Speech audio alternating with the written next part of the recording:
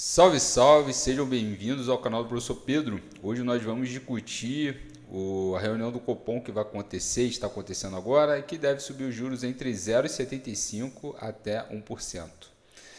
Essa alta de um ponto percentual, ou de 0,75%, ela é provocada pela inflação acima do teto da meta de 4,5%, mas também, na minha visão, por uma certa imperícia dos gestores da moeda brasileira.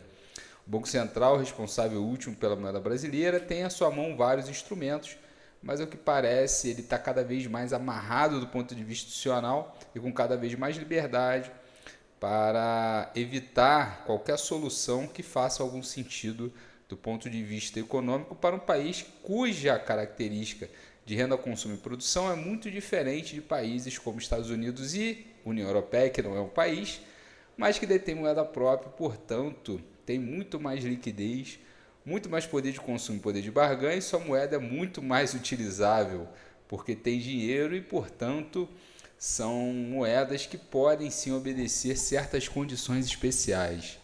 Não à toa, se a gente for analisar o ano de 2024, foi um ano tenebroso para as moedas dos países emergentes. No México, o peso mexicano caiu horrores, o real também caiu.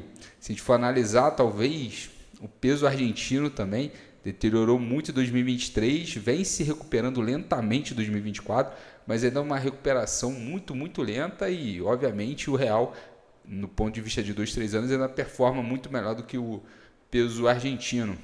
Se a gente for analisar outros países como Chile, são moedas historicamente com problemas de deflação ou de inflação.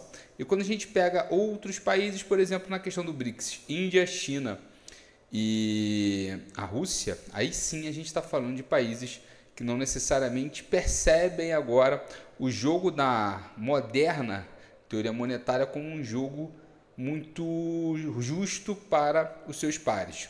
Rússia, por exemplo, durante muito tempo estava ligado ao SWIFT, estava ligado ao sistema de compensações internacionais, mas sofreu uma forte sanção americana quando resolveu invadir, de maneira até, na minha visão, atabalhoada, covarde e sem a verdadeira e o derradeiro planejamento, a Ucrânia, e sofreu aí um arresto de suas contas trilionárias no Tesouro americano. Obviamente a China percebe que os Estados Unidos fez isso, não causou nenhum alarde, para a economia americana foi bom, utiliza dinheiro russo para comprar arma americana para dar para a Ucrânia.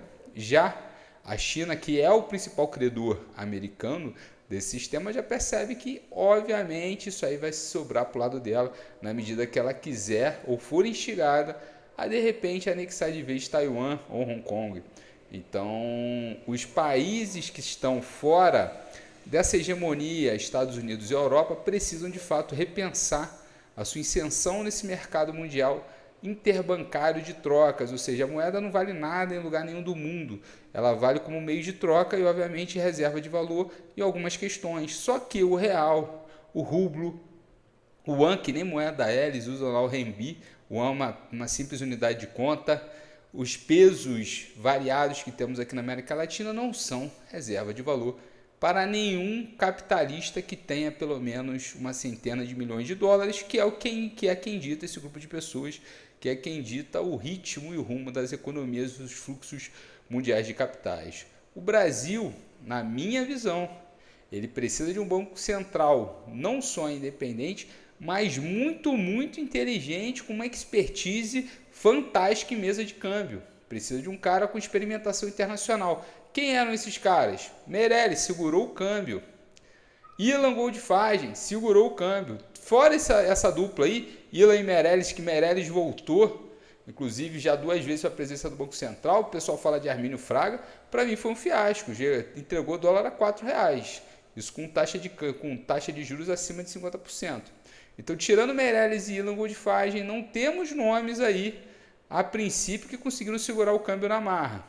E aí, o que a gente tem hoje? Uma dupla de jovens que dependem de padrinhos políticos ou padrinhos de fato. Não sei se o avô foi padrinho de Campos Neto, mas o avô deu o cargo para ele de maneira póstuma. E agora o arquipélago Galápagos, o nosso querido Galípolo, assume, sendo que o único cargo relevante que ele tem foi ser assessor de Haddad na prefeitura, ou seja, É um cara que tem doutorado, é um cara que tem expertise na economia teórica, alguma experimentação em vários cargos do governo, mas é um cargo político. E, meus amigos, Banco Central é técnico na veia, senão a coisa degringola. A gente percebe como a gestão é diferente. Durante a gestão vamos dar um exemplo, do nosso grande querido Meirelles, que foi ali colocado por Lula no seu primeiro mandato, tudo ia mal, menos o real, menos a questão monetária. Ninguém falava de reunião de Copom, problemas, até tivemos surtos inflacionários, questões pontuais, mas tudo foi bem. O que aconteceu? Dilma Rousseff, o seu principal e capital erro foi acreditar numa suposta superioridade da nossa burocracia interna e elegeu como presidente do Bacen um senhor ali, um chamado Tombini, que era funcionário de carreira do Banco Central. Fez um concursinho, ascendeu-se ao cargo de diretor de Banco Central através aí da sua competência entre pares, mas não era um cara experimentado de mercado, não é um cara com vivência internacional, não é um cara que conhece todas as mesas de câmbio, não é um cara que entende o sistema financeiro por dentro. Esse tipo de pessoa, já com perfil de muito meia idade, que não tem interesse em retornar ao mercado financeiro para ganhar dinheiro e sim para fazer nome, esse é o cara para ser colocado como presidente do Banco Central. Mas, a meu ver, estamos aí fadados aí para escolhas não muito racionais. Deixe esse recado, espero ouvir a opinião de vocês, o que vocês acham. Um forte abraço e até a próxima.